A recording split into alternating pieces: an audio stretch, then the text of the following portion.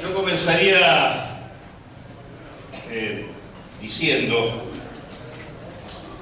que la construcción de políticas públicas para un Estado democrático y popular supone dos cuestiones centrales como punto de referencia. La primera, un cambio de enfoque, que no necesariamente siempre se plantea con claridad y que tiene que ver con un enfoque que viene dominando en la Argentina hace tiempo, que en este gobierno es mucho más profundo y claro, y que tiene que ver con decirnos que el problema de la Argentina son los pobres, los trabajadores, los jubilados y el Estado.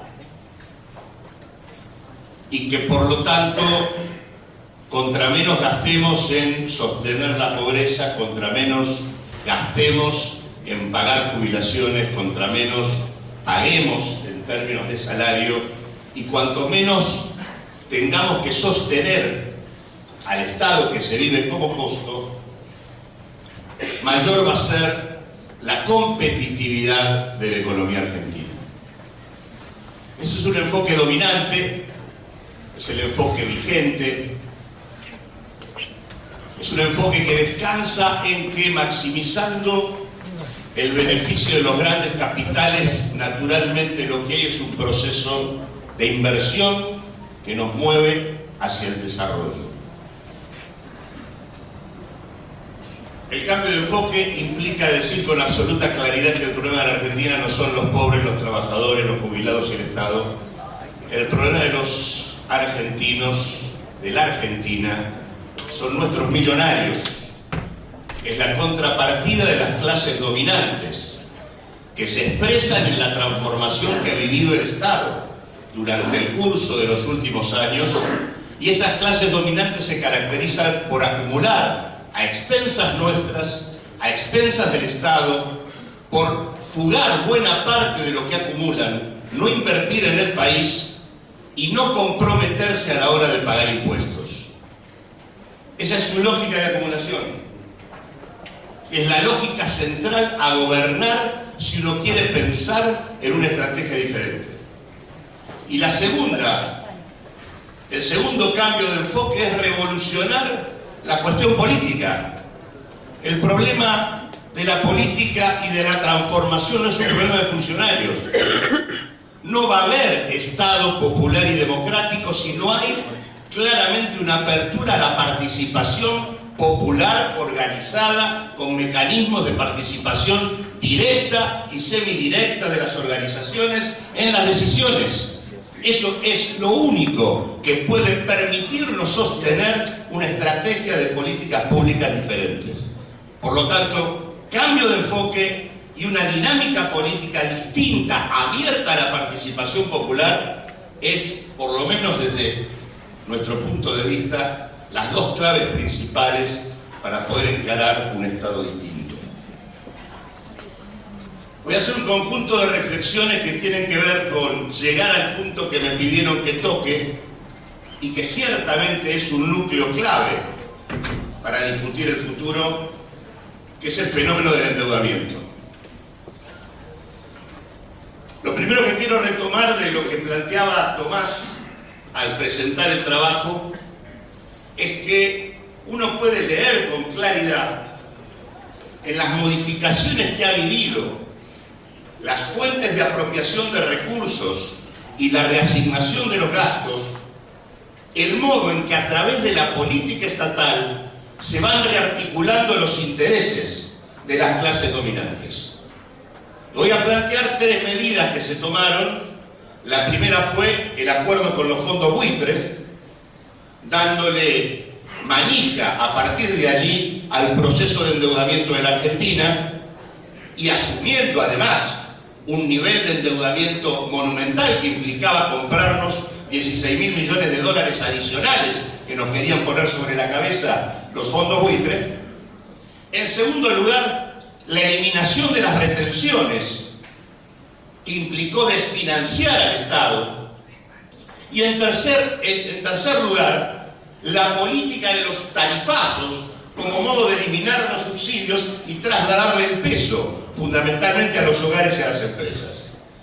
Todo ese combo de políticas reordena al Estado en función de fortalecer la configuración de un bloque dominante donde estaban los acreedores, donde estaba el sector del agronegocio dentro del sector agropecuario, que es muy amplio, no es solo el agronegocio, donde estaba por lo tanto el capital financiero.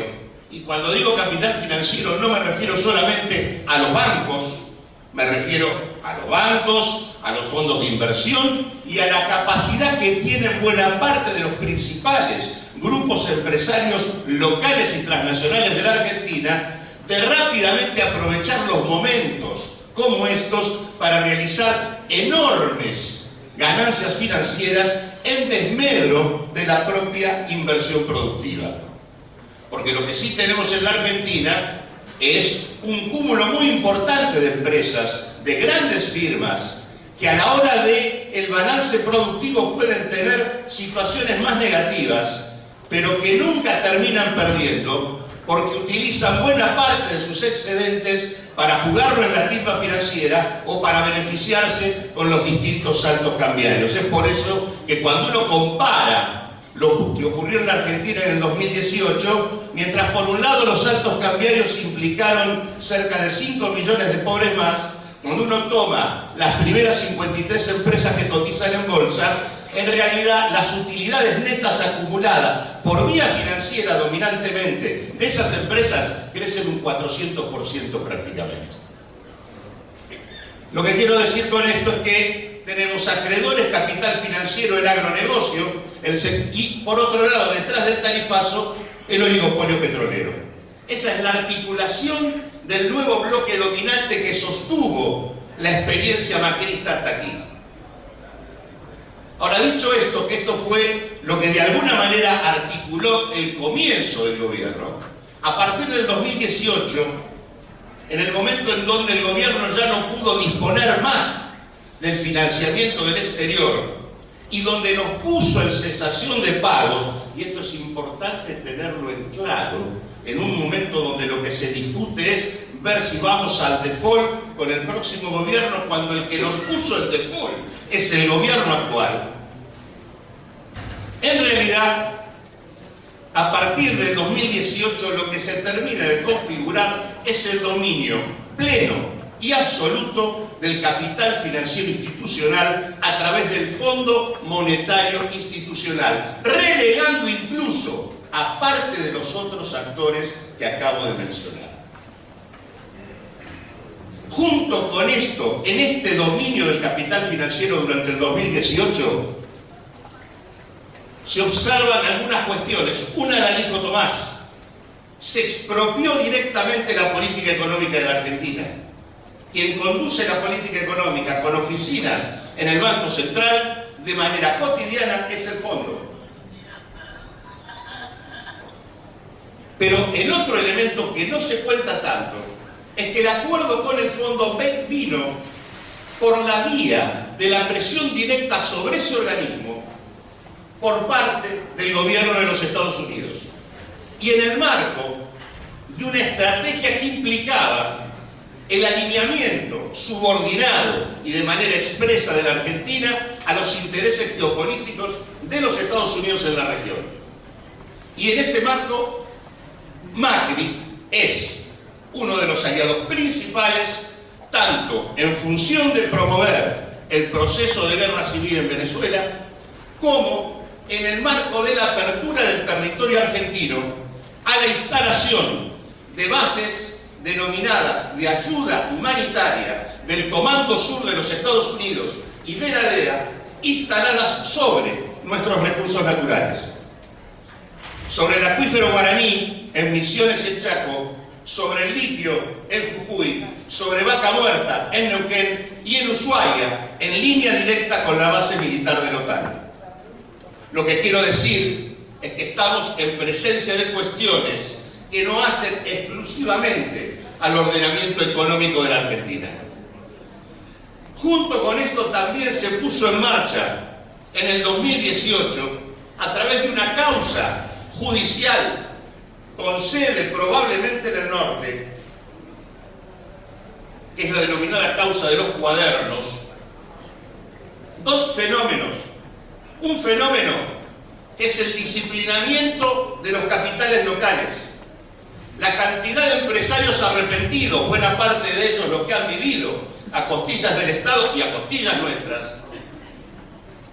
y que pasando por la ley del arrepentido terminan saliendo, y que sobre muchos de ellos nosotros deberíamos disciplinarnos en función de un interés estratégico para el desarrollo nacional.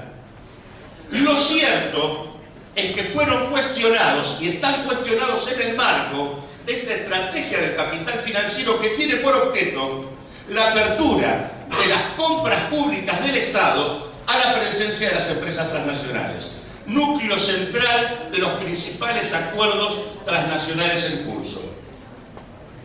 Y en segundo lugar, el otro disciplinamiento es el disciplinamiento del sistema político, de la clase política a la que se la vincula vía corrupción con estos sectores empresariales, para decir de que acá lo que tiene que haber es una alternancia conservadora, expulsando todo lo que pueda oler a lo que denominan populismo, que implica la eventual posibilidad de transgredir alguna de las cuestiones del orden dominante vigente. Lo que quiero decir con esto es que en el dominio completo del capital financiero en el 2018 se ha puesto a la Argentina en situación de ajuste perpetuo por vía de las políticas del fondo, se ha expropiado la política económica, se ha configurado un alineamiento geopolítico y subordinado a los Estados Unidos, y en ese marco también se busca una reconfiguración del sistema político y un disciplinamiento de los sectores empresariales locales. ¿Qué quiero decir con todo esto?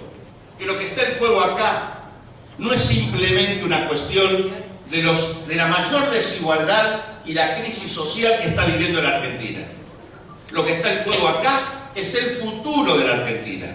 Está en juego la disponibilidad de nuestros recursos naturales, está en juego la hipoteca que implica la pauperización de nuestros pibes, está en juego la entrega de buena parte de nuestro territorio, como también se expresa en lo recientemente ocurrido con las concesiones hidrocarburíferas hechas en la cuenca Malvinas, que le abren la puerta al Reino Unido para que se presente como Estado ribereño en discusión de los recursos existentes en nuestra plataforma y la proyección antártica. Lo que quiero decir, no estamos discutiendo el presente, estamos discutiendo el futuro, y por esa razón es que no puede haber duda respecto a que no puede haber reelección de este gobierno en la Argentina, y que hay que adoptar todas las instancias para derrotarlo en primera vuelta.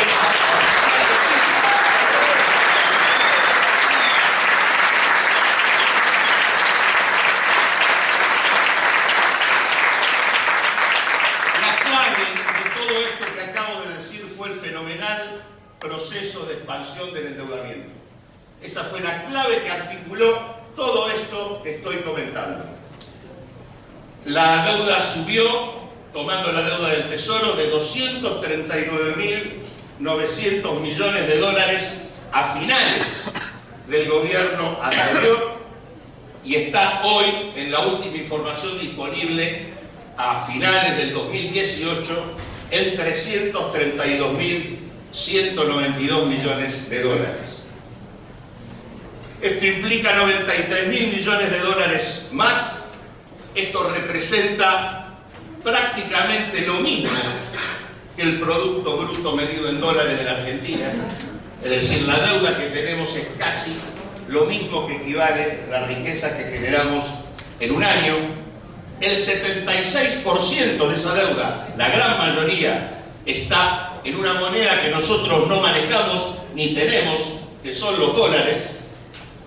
Y en realidad lo que ha habido es un aumento del peso de la deuda sobre el presupuesto público, esto que señalaba Tomás al comienzo en la presentación del material, que es un aumento de prácticamente el 95% del peso que tienen los intereses sobre el total del gasto público. Es bueno decir acá, porque hay mucho verso dando vuelta, que la deuda se ha transformado en la principal partida del gasto público.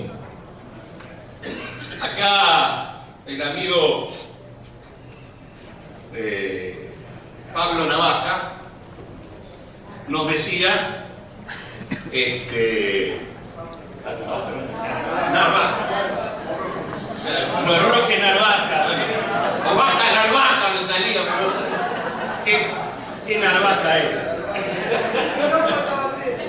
Pero lo que sí es bueno dejar en claro lo siguiente, porque cuando nos hacen la presentación del presupuesto nos dicen, Marcos Pérez, el principal mentiroso en este aspecto, nos suele decir que el peso del gasto social sobre el presupuesto público es tan importante que muestra el grado de sensibilidad que este gobierno tiene.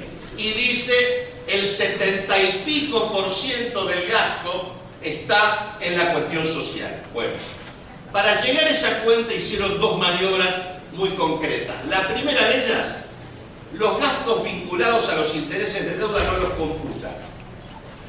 Es decir, ese gasto no está. Por lo cual, si una partida que fue importante yo la saco, el gasto que tengo es menor. Por lo tanto, el peso que va a tener la partida social va a ser mayor. Pero el segundo elemento es que una parte muy importante de ese gasto social lo pagamos nosotros. Hay recursos que tienen que ver con los aportes de los trabajadores, que tienen que ver con las contribuciones patronales y que tienen que ver con los impuestos afectados a la seguridad social. Son recursos disponibles para ese sistema. El gasto que pone la administración central en la seguridad social es muchísimo menor. Cuando uno hace esas dos cuestiones, incorpora los pagos de intereses de deuda y restringe el aporte a la seguridad social exclusivamente a lo que se pone por fuera de los recursos que hay para bancar la seguridad social, ahí las cosas cambian drásticamente. Y la partida más importante del presupuesto es la deuda, que representa el 30% del gasto público para el año 2019. De las 29 funciones que tiene el gasto del Estado, la deuda es la más importante y ella sola equivale a 24 funciones. Una sola equivale a 24 sumadas de las 29.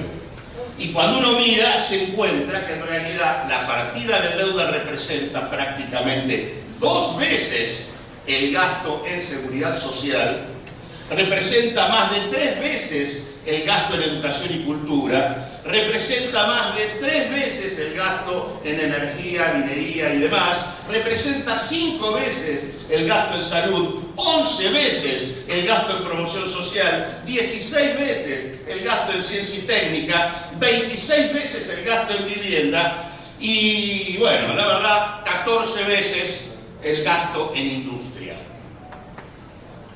Es decir, el peso que tiene la deuda como condicionante de la capacidad de hacer política pública es sustancial. Es bueno tener en claro que no es la única deuda. El Banco Central, a través del mecanismo de pagarle tasa a los grandes operadores financieros, construye una deuda que nos sale más cara todavía que la que paga el Tesoro. Nosotros estamos pagando aproximadamente 5.600 millones de pesos diarios entre lo que paga el Tesoro y lo que paga el Banco Central. Estamos pagando prácticamente 180.000 millones de pesos de intereses de deuda entre el Tesoro y el Banco Central por mes. En apenas 4 meses se pagan por intereses todo lo que quieren ajustar del déficit cero. Esto es un disparate que tiene una exclusiva justificación, que es sostener el pago de deuda y sostener la especulación financiera. En tanto el Estado y las políticas públicas aparecen como centrales, por lo que decía acá el amigo Smith, porque está claro que nosotros tenemos que colocar en el centro. Aparte, yo creo que no hay contradicción, a no ser que se la quiera construir, entre afrontar la emergencia y definir un horizonte estratégico. No hay horizonte estratégico para poner en marcha un cambio productivo en la Argentina si no ponemos tres vectores centrales. Primer vector, resolver el hambre. Ahí es bueno dejar en claro que si nosotros paráramos la inflación y duplicáramos el valor de la asignación universal, ningún hogar estaría en ingresos por debajo de la línea de indigencia. Es decir, ningún hogar pasaría hambre en ingresos. Y también es imprescindible construir un piso de ingresos y garantía de derechos para el conjunto de los hogares, lo cual implica discutir mecanismos de renta universal que los pongan por encima de la pobreza, pero implica discutir el dinamismo de los consumos colectivos, como salud, educación, vivienda, para garantizar los derechos del conjunto. Tanto el tema de pagar una asignación para que no haya hambre, como dinamizar estos consumos colectivos es demanda que va sobre el aparato productivo y que debe ser abastecida y que recompone actividad económica. Y hay un tercer vector, que es recuperar el territorio argentino. Nosotros tenemos que avanzar desarmando conurbanos de pobreza que rodean ciudades absolutamente insustentables en el marco de un país rico y absolutamente vacío. Esos tres vectores, superar el hambre, piso de ingresos y recuperar el territorio, son los que deben dinamizar la construcción de una experiencia productiva diferente para la Argentina. Ahora, no va a ser factible pensar esto si no se afronta lo que nos deja como herencia este gobierno. Porque en realidad, en el frente del próximo gobierno hay vencimientos de deuda, de capital y de intereses en los próximos años de más de 160.000 millones de dólares. Absolutamente impagables, no solo para la Argentina, para cualquier país que quisiera hacer algo así. Por lo tanto, la discusión sobre cómo se plantea una estrategia frente a este tema ocupa un lugar central. Y acá hay tres objetivos de cualquier negociación que son absolutamente imprescindibles. Necesitamos pagar menos para bajar el peso de la deuda en el presupuesto público. Suponer que manteniendo ese peso de la deuda vamos a poder tener capacidad de hacer política pública es fantasía. Segundo, la deuda se paga en dólares. Por lo tanto, si uno no baja el consumo de dólares para pagar deuda, hay dólares que nos van a faltar para financiar la recuperación productiva. Por lo tanto, minimizar pagos es un objetivo central. Pero hay un segundo tema. En el acuerdo con el fondo no hay solamente vencimientos de deuda. No es un problema de pagos. Hay condicionalidades. Hablé de las geopolíticas, pero las condicionalidades también están en materia de la política económica. Y nos piden reforma previsional, que en buen romance significa bajar el peso de la inversión en seguridad social dentro del presupuesto público, y obviamente esto implica abrirle la puerta una vez más al tema de la privatización del sistema previsional. Segundo punto, reforma laboral en línea con el proceso de desmonte de derechos de los trabajadores, para que los trabajadores formales se parezcan cada vez más a los trabajadores informales y precarizados. Reforma tributaria, que implica bajar sustancialmente el peso de la imposición sobre el sector del capital, y modificación del Banco Central y su Carta Orgánica para que no haya interferencias en el manejo de la política monetaria y cambiaria. Es decir, no hay acá solamente un problema de los vencimientos de deuda. Hay condicionalidades de política económica muy precisas que colocan un chaleco de fuerza sobre la posibilidad de poder encarar un rumbo distinto. Por eso es que es tan clave que vamos a discutir sobre este tema. Y termino diciendo lo siguiente. Hay capacidad para discutir en serio. Una vez más, Argentina tiene la oportunidad de hacer lo que no hizo durante toda la experiencia de la democracia hasta acá, es plantear con toda claridad que hay que revisar e investigar el endeudamiento, que no se puede pagar sin beneficio de inventario. Y esto tiene que ver con el hecho de que esos 93.000 millones de dólares de nueva deuda que mencioné, 60.000 millones de dólares hasta fin del 2018, 70.000 hasta hoy, se fugaron. Es decir, la mayoría del endeudamiento de la Argentina se fugó. Y en segundo lugar, el acuerdo con el fondo es un acuerdo viciado en términos de legalidad. No se cumplieron ninguno de los procedimientos jurídicos ni constitucionales que le permitiría contratar ese acuerdo. El más elemental es que el acuerdo pase por el Congreso. Pero además, el organismo, el propio fondo, pagó, prestó violando su propio estatuto.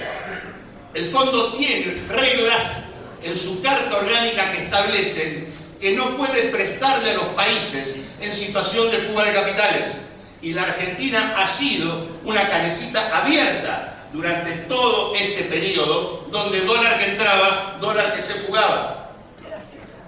Por lo tanto, por los dos mecanismos, tanto por los vicios que tiene el acuerdo con el fondo, como por las irregularidades que podrían saltar si uno hiciera un censo de quiénes son nuestros acreedores, es decir, lo que nos prestaron, viera quiénes son los funcionarios que operaron en el Ministerio de Hacienda, en la Secretaría de Financiamiento y en el Banco Central, y mirara quiénes son los que fugaron guita, la superposición seguramente nos permitiría discutir legalmente buena parte de ese endeudamiento, o en caso de no poder hacerlo, descargar el peso de la tributación sobre aquellos que se llenaron de guita con esto para poder afrontar los compromisos sin que caigan sobre el peso de las espaldas del pueblo argentino a través del presupuesto.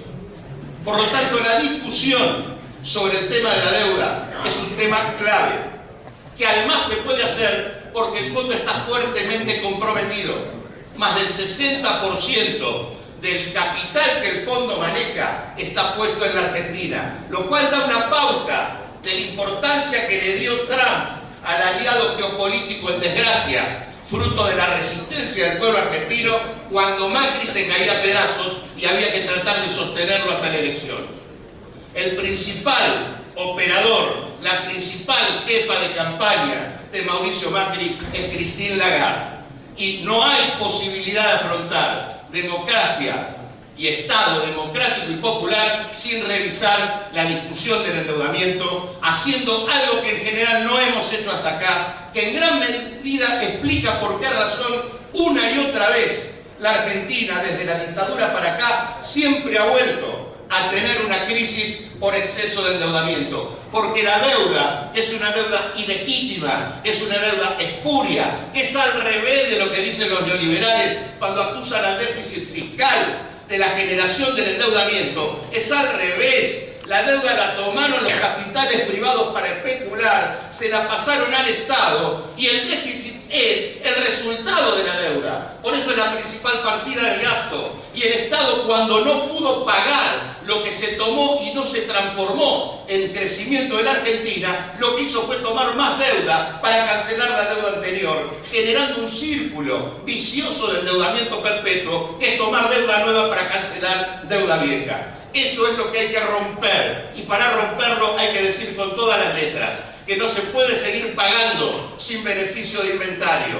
Es cierto, las deudas se pagan, pero las estafas no. Muchísimas gracias.